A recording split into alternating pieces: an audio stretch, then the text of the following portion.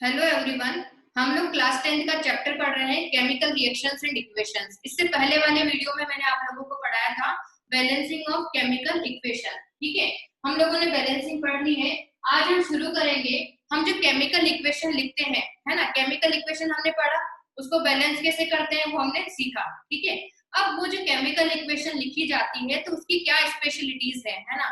Chemical equation जब लिखी है तो उससे हमें क्या क्या पता लग सकता है ना। तो अभी हम वो देखते हैं।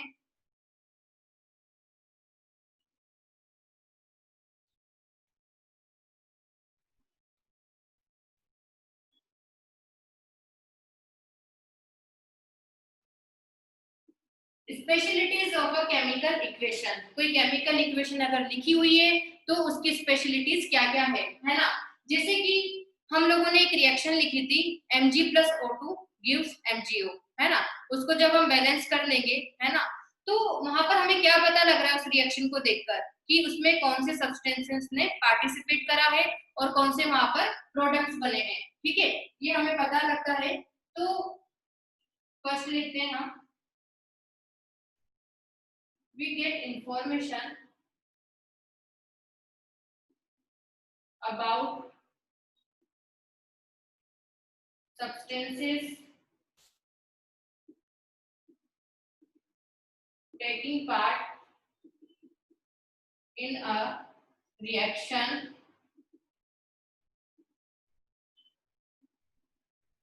and form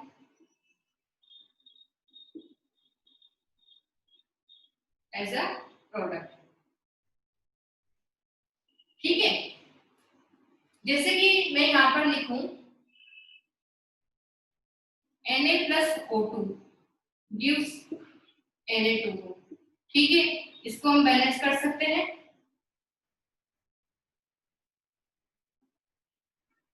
यहां पर मैंने 2 लगा दिया तो ऑक्सीजन 2 हो गया, सोडियम कितना हो गया यहाँ पर 4, है ना। तो यहाँ पर मैंने फिर 4 लगा दिया। ठीक है, तो ये रिएक्शन हमारी बैलेंस हो चुकी है। तो जो भी कोई केमिकल इक्वेशन होती है उसे देखकर हमें क्या पता लग रहा है कि यहाँ पर कौन से सब्सटेंसेस ने पार्टिसिपेट किया है। जैसे कि सोडियम है, ऑक्सीजन है, दोनों रिएक्ट करके क्या बना रहे हैं, सोडियम ऑक्साइड। ठीक है, ये क्या होता है, ब्रीफ रिप्रेजेंटेशन होता है।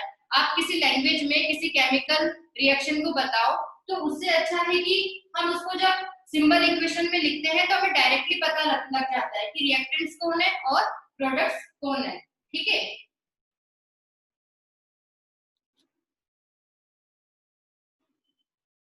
तो फर्स्ट तो हमारा ये पॉइंट हुआ। सेकंड, हमें क्या पता लगता है बच्चों यहाँ से, वी गेट इंफॉर्मेशन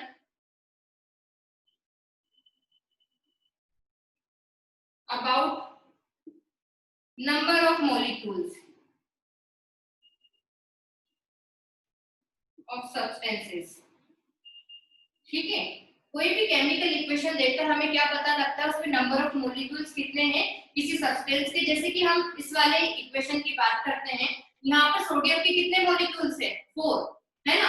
ऑक्सीजन कितना है, इसका 1 मॉलिक्यूल है। सोडियम के एटम्स कितने हैं यहाँ पर, 4, है ना।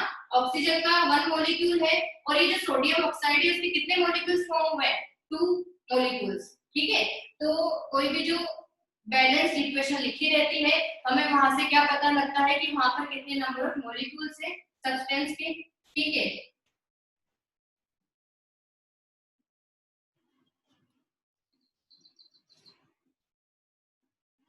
इसके बाद हमें क्या पता लगता है, we also get the information about weight of substance.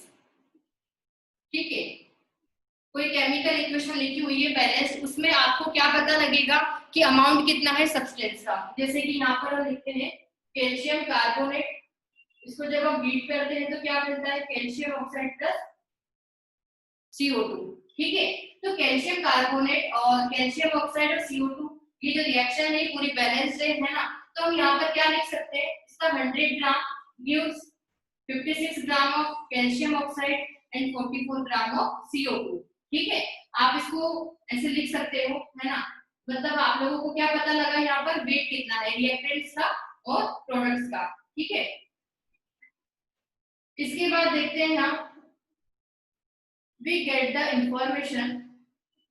ये देखो केमिकल इक्वेशन लिखने के फायदे हैं, है ना। आपने जो केमिकल इक्वेशन लिखी उससे हमें क्या फायदा हो रहा है ना, क्या हमें वहां पर इंफॉर्मेशन मिल रही है। We get the information about valency of a substance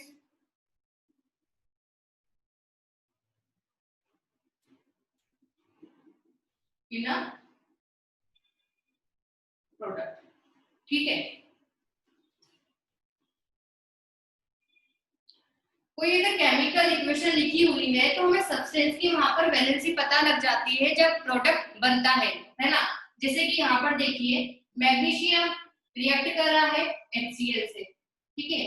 magnesium react with HCl and gives MgCl2 plus hydrogen, ठीक है। तो देखिए, मैग्नीशियम ने क्या करा, 2 हाइड्रोजन को रिप्लेस करा, है ना। नंबर ऑफ हाइड्रोजन कितने यहाँ पर रिप्लेसेबल, मतलब 2, ये रिप्लेस हो चुके हैं, है ना। तो मैग्नीशियम की वैलेंसी कितनी हो गई बच्चों यहाँ पर 2, है ना। तो यहाँ पर मैग्नीशियम की वैलेंसी कितनी है 2। तो प्रोडक्ट से हमें क्या पता लगता है, आपने जो सब्सटेंस लिया है उसकी वैलेंसी कितनी है ना। मैग्नीशियम की वैलेंसी हमें पता लग गई। इसके बाद हम देखते हैं अगला क्या फायदा है। अगला ही फायदा है कि अगर if products are gaseous, then volume can be determined। ठीक है, आप वॉल्यूम भी बता सकते हो। जैसे कि हम बात करें H2 प्लस Cl2, ये गैस है ना। और यहाँ से क्या मिलता है हमें HCl, ये भी गैस है ना। तो हम यहाँ से वॉल्यूम बता सकते हैं, ठीक है। जैसे कि ये 1 वॉल्यूम है ना, इसका 1 वॉल्यूम, तो ये हमें कितना मिल रहा होगा 2 वॉल्यूम, ठीक है। और अगर आप किसी पर्टिकुलर कंडीशन की बात करो जो कि एसटीपी और एटीपी हम लेते हैं, तो वहां पर इसका वॉल्यूम कितना हो जाएगा 2 इंटू 22.4 लीटर, ठीक है। और वो कितना होता है 44.8 लीटर। ये थोड़ा मोल कंसेप्ट से रिलेटेड है। बस आप इतना देखिए, अगर प्रोडक्ट्स गैसियस है तो हम वॉल्यूम भी बता सकते हैं डायरेक्टली, है ना। लॉ ऑफ गैसियस वॉल्यूम होता है उसके अकॉर्डिंग, ठीक है। तो बच्चों ये तो हो गए फायदे, है ना। स्पेशलिटीज है किसी भी केमिकल इक्वेशन की, क्या क्या स्पेशलिटीज होती है, ये 5 स्पेशलिटीज है ना। जब आप कोई केमिकल इक्वेशन लिखते हो तो हमें ये वहां पर 5 जानकारी मिलती है ना। जैसे कि फर्स्ट हमें सब्सटेंसेस के बारे में पता लगा कि किसने वहां पर रिएक्शन करी है और एज अ प्रोडक्ट हमें क्या मिले हैं। सेकंड है, हमें क्या पता लगता है नंबर ऑफ मॉलिक्यूल्स के बारे में। लेकिन वो जो रिएक्शन है वो कैसी होनी चाहिए, बैलेंस्ड होनी चाहिए। अगर वो बैलेंस्ड है तभी आप एग्जैक्टली नंबर ऑफ मॉलिक्यूल्स बता पाओगे, नहीं तो वो गलत होगा, है ना। तो नंबर ऑफ मॉलिक्यूल्स हमें पता लगते हैं। आप वेट बता सकते हो, किसी भी बैलेंस्ड केमिकल इक्वेशन में आप वेट बता सकते हो सब्सटेंसेस का। जैसे कि ये जो कैल्शियम कार्बोनेट है ये 100 ग्राम है ना, ये 56 ग्राम और ये 44 ग्राम। मतलब जब आप कैल्शियम कार्बोनेट का 100 ग्राम लेते हो और उसको हीट करते हो, है ना, तो क्या मिलता है आपको 56 ग्राम कैल्शियम ऑक्साइड और 44 ग्राम कार्बन डाइऑक्साइड, ठीक है। इसके बाद हाँ, हमें वैलेंसी पता लगती है प्रोडक्ट्स की हेल्प से, है ना।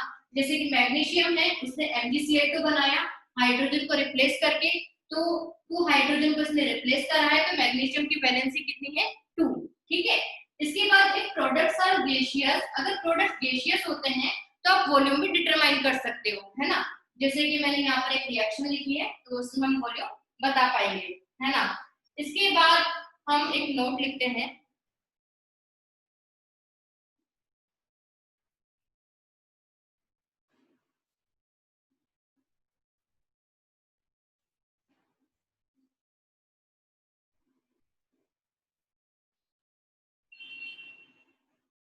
भाई ये जो केमिकल रिएक्शन है ना, ये किसी पर्टिकुलर टेम्परेचर प्रेशर पर होती है ना। किसी के लिए कुछ कंडीशंस होती है और किसी के लिए कुछ जो नॉर्मल कंडीशंस होती है वो होता है।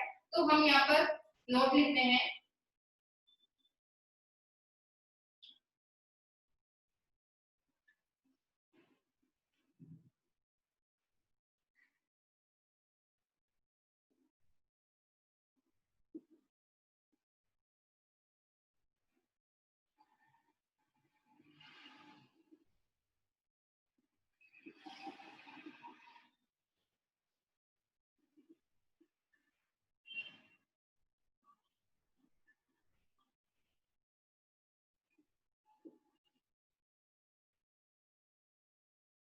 all chemical reactions are written at NTP conditions, under NTP conditions, if other conditions are not mentioned.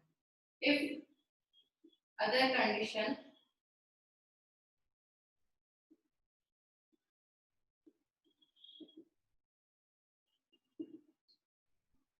ठीक है, यहाँ पर आप थोड़ा ध्यान दीजिए, जितने भी केमिकल इक्वेशंस होती है ना, केमिकल इक्वेशंस को हम जो लिखते हैं, है ना, वो अगर कोई वहां पर स्पेशल कंडीशन नहीं है ना, टेम्परेचर और प्रेशर की, तो हम क्या कंडीशन वहां पर कंसीडर करते हैं, एनटीपी। एनटीपी मतलब नॉर्मल टेम्परेचर एंड प्रेशर। ठीक है भाई, कुछ ना कुछ आपको वहां पर टेम्परेचर रहेगा, है ना, जब आप रिएक्शन करवाओगे तो कुछ टेम्परेचर होगा, कुछ प्रेशर होगा। तो अगर कुछ नहीं लिखा हुआ है तो सब इक्वेशंस में क्या कंसीडर किया जाता है, एनटीपी, है ना। और एनटीपी मतलब नॉर्मल टेम्परेचर एंड प्रेशर, और जो टेम्परेचर होता है उसको आप कितना लेते हो, 298 केल्विन कंसीडर करते हो, और जो प्रेशर है वो 1 एटीएम प्रेशर। ठीक है, ये आप वहां पर कंसीडर करोगे। ठीक है, इसके बाद हम लिखते हैं अगला, लिमिटेशंस। भाई जिसके कुछ फायदे होते हैं, नुकसान भी होते हैं, फायदे के साथ ही नुकसान होता है ना। तो अब हम देखते हैं limitations of a chemical equation. 100% तो सही कुछ नहीं होता, है ना।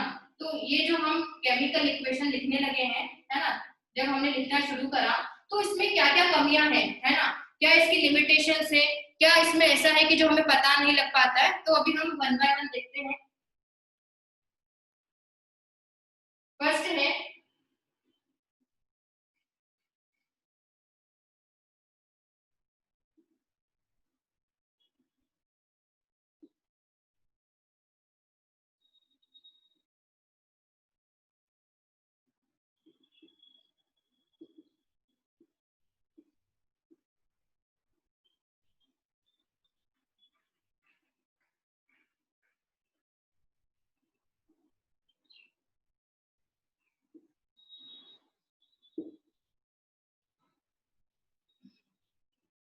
सबसे पहले आता है, जब हम केमिकल इक्वेशन लिखते हैं, है ना, तो हमें वहां पर ये पता नहीं लगता है कि जो हमारे सब्सटेंसेस है, रिएक्टेंट्स है, प्रोडक्ट्स है, तो उनका वहां पर फिजिकल स्टेट क्या है ना।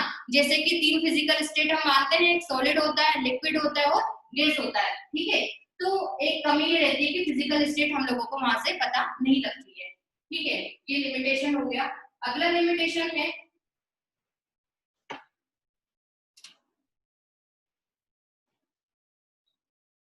we do not get information about concentration। ठीक है, we do not get information about concentration of reactants and products।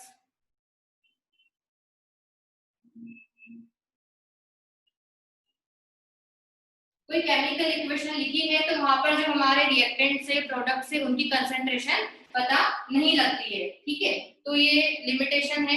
इसके बाद हम देखते हैं अगला, हमें स्पीड भी पता नहीं लगती है। भाई जो केमिकल इक्वेशन है, कोई केमिकल रिएक्शन हो रहा है, वो किसी पर्टिकुलर स्पीड पर हो रहा होगा।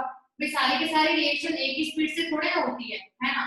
कोई रिएक्शन धीरे होती है, कोई फास्ट होती है ना। जैसे स्लो रिएक्शन होता है, फास्ट रिएक्शन होता है। तो वो जो स्पीड है रिएक्शन की, वो हमें केमिकल इक्वेशन से पता नहीं लगती है ना।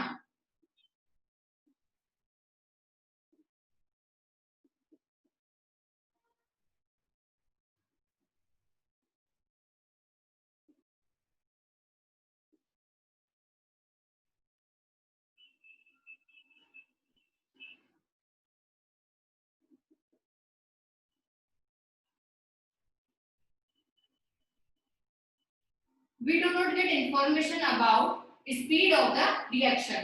ठीक है, स्पीड आपको पता नहीं लगती है। इसके बाद अगला है, we do not get favorable conditions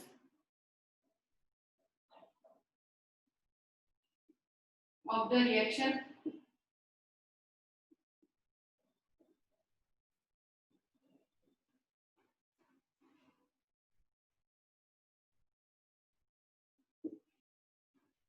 We do not get favorable conditions of the reaction.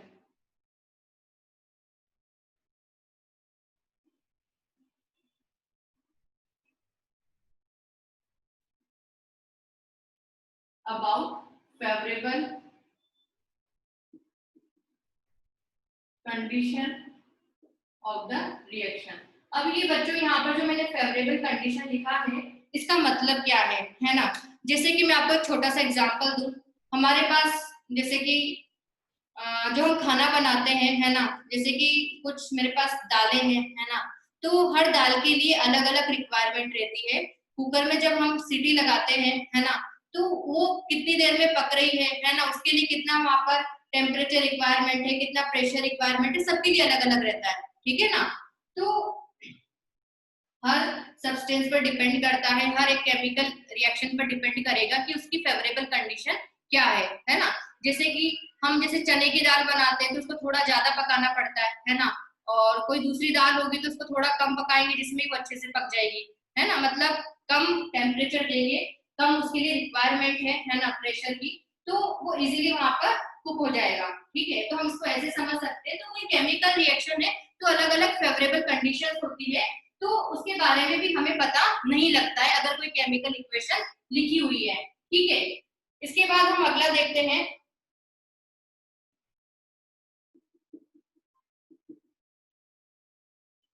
No information about energy is absorb और रिलीज्ड, ठीक है।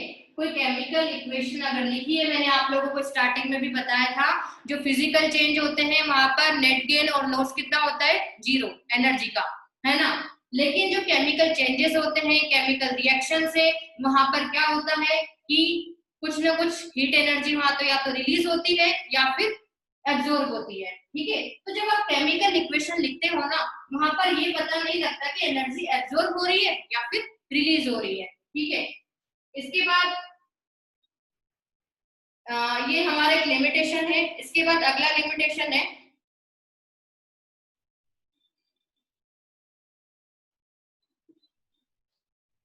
No information about necessary precautions, ठीक है। कभी कभी कुछ रिएक्शन में हमें प्रिकॉशंस लेने होते हैं, है ना, तो हमें उसके बारे में भी कोई इंफॉर्मेशन पता नहीं लगती अगर कोई सिंपली केमिकल इक्वेशन लिखा हुआ है ना। तो क्या प्रिकॉशंस है हमें पता नहीं लगते हैं। तो बच्चों देखो, जहां पर मुसीबत होती है उसका हल भी होता है ना। ये हमारे लिए एक प्रॉब्लम है कि हमें केमिकल इक्वेशन में ये प्रॉब्लम्स आती है, लिमिटेशन है ये, तो इसका सॉल्यूशन भी है ना। कुछ हमारे पास सॉल्यूशन है तो उसको भी हम यहाँ पर देखते हैं, ठीक है।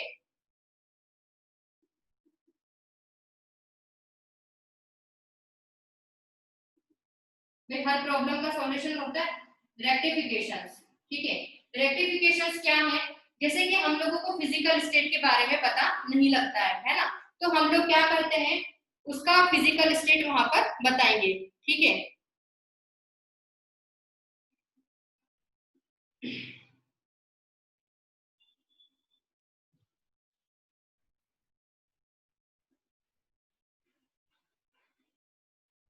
बाय इंडिकेटिंग फिजिकल स्टेट, ठीक है।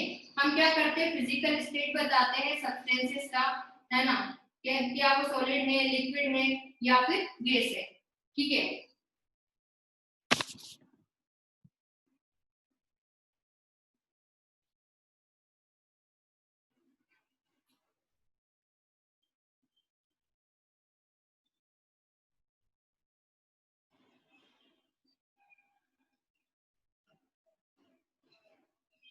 अब फिजिकल स्टेट हम कैसे बताते हैं भाई, अगर कोई सॉलिड होगा, है ना, कोई सॉलिड सब्सटेंस है तो हम क्या लिखते हैं ब्रैकेट में एस, ठीक है।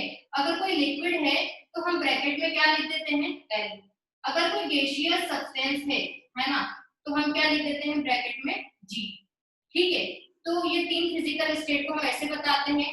उसके अलावा कुछ सॉल्यूशंस भी होते हैं, हमने जैसे कि सॉल्ट सॉल्यूशन पढ़ा था प्रेसिपिटेट में, है ना।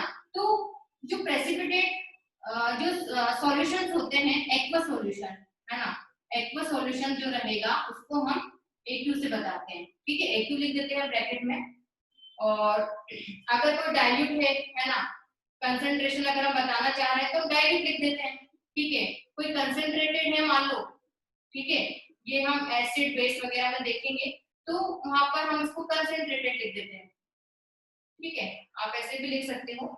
तो ये हमें बताता है हमने जो सब्सटेंसेस वहां पर दिए हैं रिएक्टेंट में और जो प्रोडक्ट में हम लोगों को सब्सटेंसेस मिले हैं उनकी फिजिकल स्टेट को हम इस तरीके से बता सकते हैं। इससे क्या होता है बच्चों, जो हम केमिकल इक्वेशन लिख रहे हैं ना, हम उसको ज्यादा इंफॉर्मेटिव बना पा रहे हैं, ठीक है।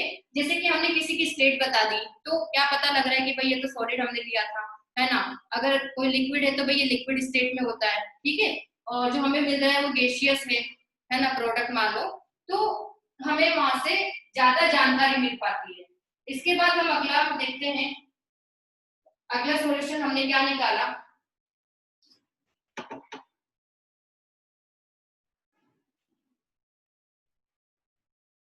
बाय इंडिकेटिंग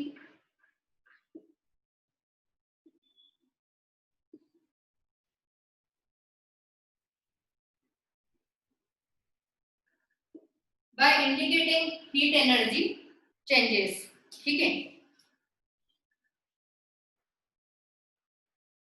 इसके बाद में बाय इंडिकेटिंग, हम लोगों को फेवरेबल कंडीशन भी पता नहीं लगती थी, तो उसका क्या सॉल्यूशन है, बाय इंडिकेटिंग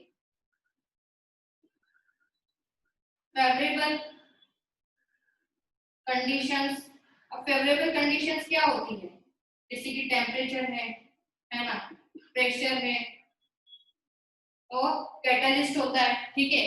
कैटलिस्ट भी होते हैं भाई,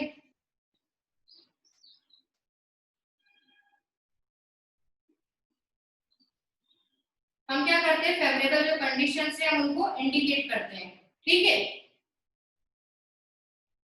इसके बाद हम एक और चीज लिखते हैं यहाँ पर, अपवर्ड अपवर्ड एरो। इस तरह का जो एरो है वो यूज किया जाता है अगर कोई गैसियस हमारे पास प्रोडक्ट बनता है ना। अगर कोई गैसियस प्रोडक्ट हम लोगों के पास ऑब्टेन हो रहा है तो हम उसको कैसे बताते हैं, अपवर्ड एरो से, ठीक है। इसके बाद देखिए एक डाउनवर्ड एरो का यूज किया जाता है, मैंने किया भी है अभी तक, है ना, क्योंकि मैं तो वही लिखूंगी जो अभी मॉडर्न है ना, जिस तरीके से लिखा जाता है। तो ये तो पुरानी चीजें हैं, धीरे धीरे उसमें क्या हुआ, डेवलपमेंट हुआ, है ना। क्या क्या हमने उसमें चेंजेस किए। डाउनवर्ड एरो, इस तरह का जो एरो है इज यूज्ड फॉर प्रेसिपिटेट, है ना। प्रेसिपिटेट क्या होते हैं बच्चों, इनसॉल्युबल सब्सटेंस होते हैं वाटर में, है ना, जो कि किसी रिएक्शन के दौरान क्या होते हैं, सेपरेट आउट हो जाते हैं सॉल्यूशन से। जब सेपरेट आउट हो जाएंगे तो वो नीचे की तरफ जाकर बॉटम में बैठ जाते हैं, है ना, सॉलिड सब्सटेंस होता है। तो हम इसको डाउनवर्ड एरो से बताते हैं। तो ये सारी चीजें जब हम यूज करेंगे ना किसी भी केमिकल इक्वेशन में, तो हम वो जो रिएक्शन है, वो जो इक्वेशन है, उसको ज्यादा इंफॉर्मेटिव बना पाएंगे, है ना। तो अभी हम यहाँ पर देखते हैं एग्जाम्पल।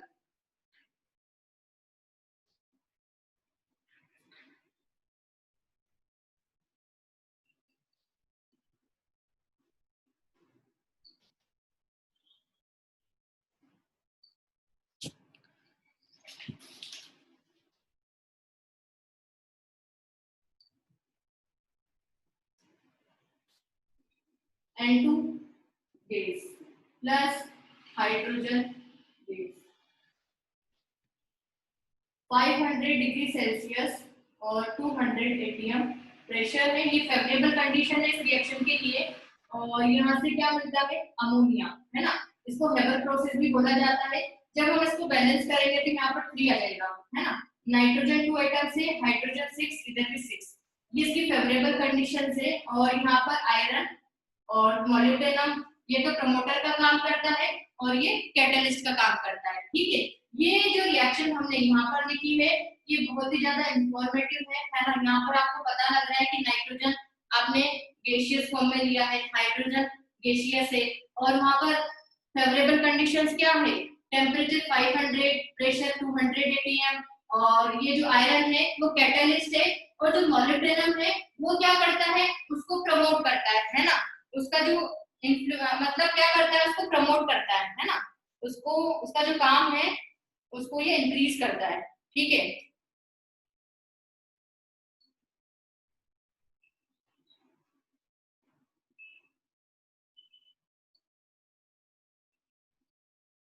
फिर यहाँ पर कैटलिस्ट है और जो मॉलिब्डेनम है ये प्रमोटर है।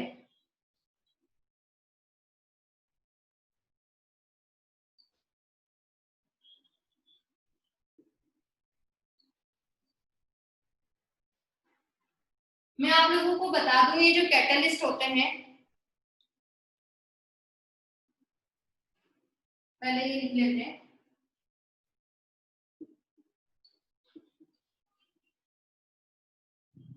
By improving the efficiency of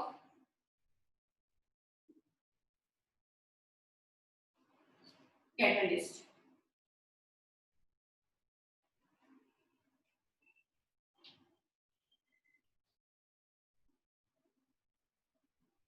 catalyst क्या करता है बच्चों, कैटलिस्ट होते हैं टू टाइप्स के, है ना, जो कि स्पीड को क्या करते हैं, इंक्रीज करते हैं या फिर डिक्रीज करते हैं।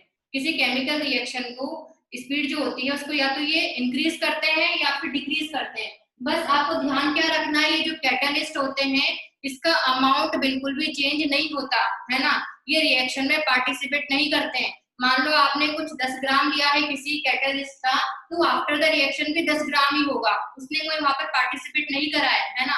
बस वो कहाँ पर अपना पार्टिसिपेशन रखते हैं, स्पीड में, है ना। जो केमिकल रिएक्शन है उसकी स्पीड को ये कम या ज्यादा कर सकते हैं। यहाँ पर ये जो आयरन है वो कैटलिस्ट का काम कर रहा है और जो मोलिब्डेनम है वो प्रमोटर है। वो क्या करता है, influence the rate of chemical reaction by improving the efficiency of catalyst. ये क्या कर रहा है, यहाँ पर ये जो कैटलिस्ट है उसकी एफिशिएंसी को और ज्यादा इंप्रूव करता है, ठीक है। तो इस तरीके से हम किसी भी केमिकल इक्वेशन को ज्यादा इंफॉर्मेटिव बना सकते हैं। इसके बाद देखिए, जैसे कि नाइट्रोजन है और ऑक्सीजन गैस है, ठीक है, ये जब रिएक्ट करते हैं तो क्या बनता है, NO, है ना। NO यहाँ पर बनेगा, तो देखिए बच्चों यहाँ पर -43,200 कैलोरीज, ठीक है। अब यहाँ पर मैंने जो माइनस में लिखा है इसका मतलब ये इधर की तरफ प्लस में होगा। मैंने आप लोगों को बताया भी था, है ना, जब हम ये पढ़ रहे थे एनर्जी चेंजेस वाला जो हमने पढ़ा था, है ना, कि जो कंबशन होता है वो सारा का सारा एक्सोथर्मिक होता है, लेकिन जो नाइट्रोजन का कंबशन है वो एंडोथर्मिक प्रोसेस होता है ना। मतलब ये माइनस से इधर जाएगा एलएचएस में तो प्लस हो जाएगा, मतलब एनर्जी क्या हुई है, एब्जॉर्ब हुई है ना। वो मेरे को यहाँ पर अभी नहीं बताना है, मेरे को तो ये बताना है कि यहाँ पर हमने क्या बता दिया ये लिखकर कि एनर्जी यहाँ पर एब्जॉर्ब हो रही है, ठीक है। भाई हमारी क्या लिमिटेशन थी, हम लोगों को एनर्जी के बारे में भी पता नहीं लगता था, है ना, कि एनर्जी एब्जॉर्ब हो रही है या फिर रिलीज हो रही है। तो आप क्या करते हो, एनर्जी को इस तरीके से बताते हो। आप अगर इधर लिखोगे, है ना, तो वो एंडोथर्मिक प्रोसेस होगा, प्लस करके इधर लिखोगे तो वो एंडोथर्मिक है, इधर प्लस में कुछ एनर्जी का अमाउंट रहेगा, तो वो प्रोसेस क्या होते हैं, वो एक्सोथर्मिक होते हैं। वो रिएक्शन कैसी है, एक्सोथर्मिक है, वहां पर हीट एनर्जी रिलीज हुई है, ठीक है। तो आप इस तरीके से किसी भी केमिकल इक्वेशन को ज्यादा इंफॉर्मेटिव बना सकते हो, ठीक है बच्चों। तो ये आज हमने जो पढ़ा है बिल्कुल बेसिक सी चीज है, आप लोगों से ये पूछी भी नहीं जाएगी, है ना। लेकिन अगर आप इन चीजों का ध्यान रखोगे, है ना, तो एक तो आपको मार्क्स अच्छे मिलेंगे। जब आप सॉलिड, लिक्विड, गैस सारी फिजिकल स्टेट लिखते हो, कौन सा सॉल्यूशन है ना, सॉल्यूशन एक्वस है, अल्कोहलिक है, किस टाइप का, वो सारी चीजें जब आप लिखते हुए चलोगे तो रिएक्शन बहुत अच्छी दिखेगी, सुंदर दिखेगी, है ना। और टीचर को भी अच्छा लगेगा कि हाँ बच्चे को भी पता है कितना आता है उसको, है ना। तो आप ज्यादा से ज्यादा ये जो फिजिकल स्टेट है वो लर्न करने की कोशिश करो, आपको उससे क्या पता भी लगेगा, है ना। जैसे कि हम बात करें कैल्शियम कार्बोनेट, उसकी फिजिकल स्टेट क्या होती है, वो सॉलिड होता है, कैल्शियम ऑक्साइड सॉलिड होता है ना। तो इस तरीके से आपको धीरे धीरे याद होता जाएगा। हम एनर्जी चेंजेस बताते हैं, है ना, फेवरेबल कंडीशंस, टेम्परेचर बता दिया, प्रेशर बता दिया, कैटलिस्ट से अपवर्ड एरो का हम यूज करते हैं, डाउनवर्ड एरो का यूज करते हैं। अपवर्ड एरो गैसियस प्रोडक्ट के लिए होता है और डाउनवर्ड एरो होता है जब प्रेसिपिटेट बनता है सॉल्यूशन में, ठीक है। तो हम लोगों को सारी चीजें याद रखनी है, उस हिसाब से हमें लोगों को केमिकल इक्वेशंस लिखनी होती है, ठीक है ना। तो अगले वाले वीडियो में हम लोग पढ़ेंगे टाइप ऑफ केमिकल रिएक्शंस, ठीक है। Thank you.